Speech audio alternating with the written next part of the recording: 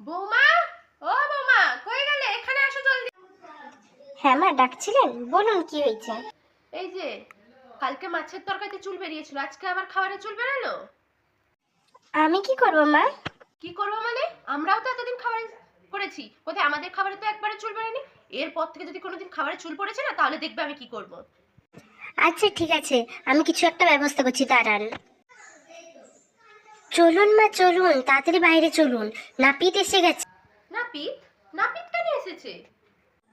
আমাদের দুজনের মাথায় যতক্ষণ চুল আছে খাবার তো পড়বেই, ন্যাড়া হয়ে গেলে পড়বে কোথা থেকে চুল?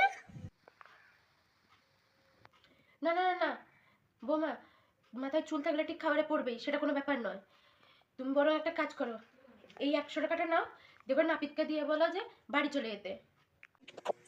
আচ্ছা ঠিক আছে মা, আমি নয় বলছি নাপিতকে বাড়ি চলে যেতে।